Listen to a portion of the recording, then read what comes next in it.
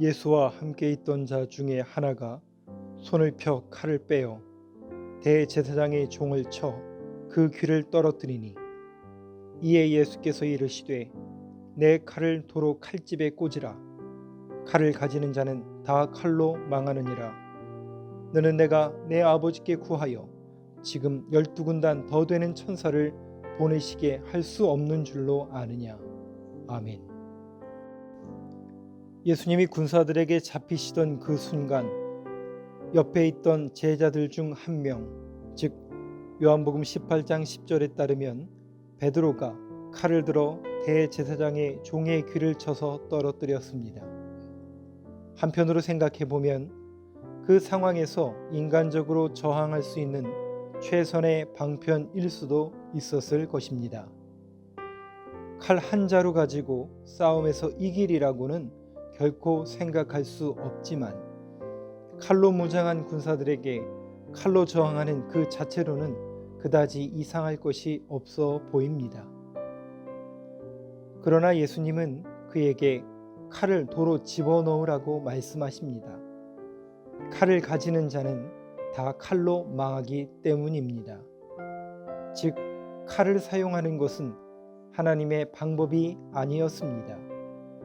만약 칼을 사용하는 것이 하나님의 방법이었다면 하나님은 예수님을 보호하여 붙잡히지 않게 하시기 위하여 얼마든지 하늘의 군사를 보내줄 능력이 있는 분이십니다. 그러나 예수님은 그것을 구하지 않으셨습니다. 사람의 방법이 아니라 하나님의 방법으로 풀어 가셔야만 했습니다. 물론 그 방법은 예수님 자신의 붙잡힘이고, 체포는 곧 십자가의 죽음을 의미합니다. 자신이 죽는 것은 결국 세상을 구원하기 위한 하나님의 뜻을 이루는 것을 의미합니다. 바로 예수님은 자신의 안일과 영광이 아니라 하나님 아버지의 영광을 구하셨습니다. 우리 그리스도인들의 삶 속에서도 사람의 방법과 하나님의 방법, 이 두 가지의 갈등을 우리들도 가끔 혹은 자주 경험하게 됩니다. 위급하거나 힘든 일을 당하게 되면 가장 먼저 사람의 방법을 먼저 생각하게 됩니다. 물론 찬찬히 하나하나 자신이 할 수 있는 일이 무엇인지 잘 분별해서 어려움을 천천히 이겨나가는 것은 위기 상황에 빠졌을 때에 해야 할 가장 중요한 일 중에 하나일 것입니다. 그러한 행동이 매우 중요하고 마땅히 해야 할 지혜로운 처리 방법인 반면에, 사람의 방법으로만 해결하려 한다면 그것은 우리에게 궁극적인 해결책이 될 수 없습니다. 사람의 위기 해결 방법이 아무리 효과적이라 해도 그것은 유한한 해결책일 뿐입니다. 하나가 해결되면 그와 유사한 문제가 다시 또 발생하곤 합니다. 위기를 대처하는 근본적인 방법을 해결하지 않으면 우리는 끊임없이 목마를 것입니다. 우리에게 궁극적인 희망은 오직 인간 존재의 근원이신 하나님으로부터 나옵니다. 이 명확한 사실을 붙든다면 우리는 위기와 절망의 순간에도 흔들리지 않는 희망을 발견하게 될 것입니다. 물론 하나님을 믿고 하나님의 방법을 따라야 하기 때문에 불합리해 보이는 경우도 있을 수 있습니다. 많은 경우 더 손해를 보건 상황이 나빠지는 것처럼 보일 때도 있을 것입니다.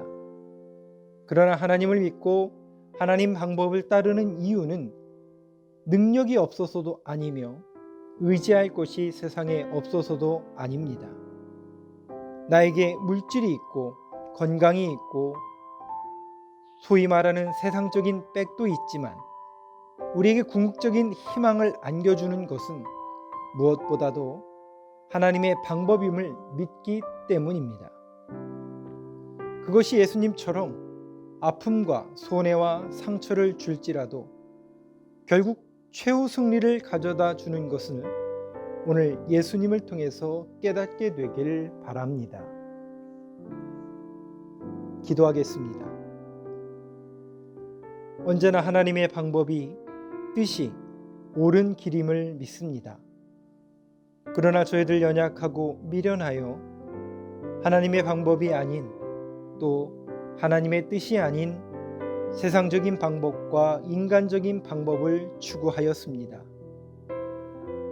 저희들을 용서하시고 다시 한번 힘과 용기를 주셔서 언제나 하나님의 방법이 하나님의 뜻이 옳음을 믿고 예수님이 그러하셨던 것처럼 우리들도 하나님의 방법에 순종할 수 있는 믿음을 허락하여 주시옵소서.